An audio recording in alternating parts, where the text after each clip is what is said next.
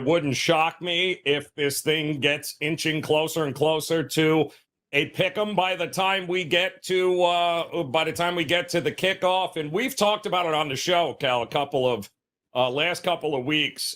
We talked about it on X. I don't know how to quantify experience. I don't know how to quantify having been there and done that.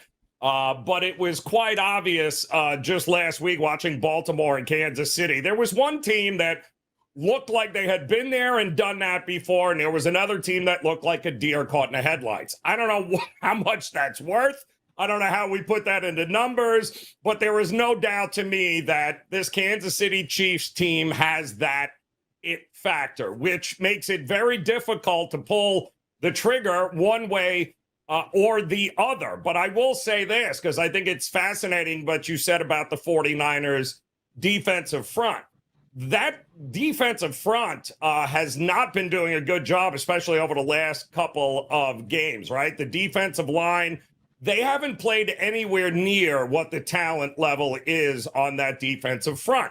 If they don't control the line of scrimmage, which, by the way, at many points in that Green Bay and Detroit game, they didn't, then they're going to be in for a long day, because even when they got Jared Goff off his mark one way or the other, if you do that to Mahomes, he's even more dangerous than anything Goff was capable of doing. So they're not a big blitzing team.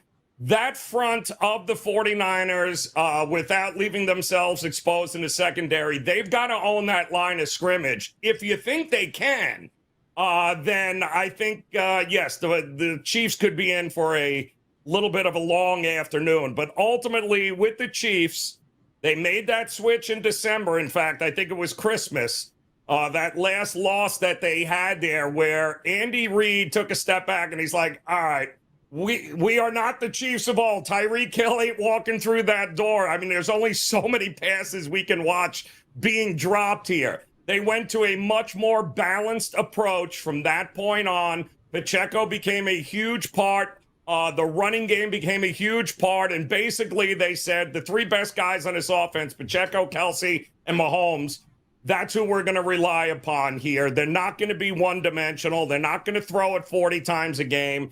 And it's worked. So they've become a little different version of the Chiefs team that we have seen. Having said that, I just think, put it together, there is more talent on this 49ers team. And if that talent comes together here for the best game of the season, I still think they're capable of beating the Kansas City Chiefs, even with that experience, even with that coach, even with that quarterback. To me, it would be 49ers or pass from a side. But like you said, I don't love either way here. It's a truly tough game to pick from a side perspective.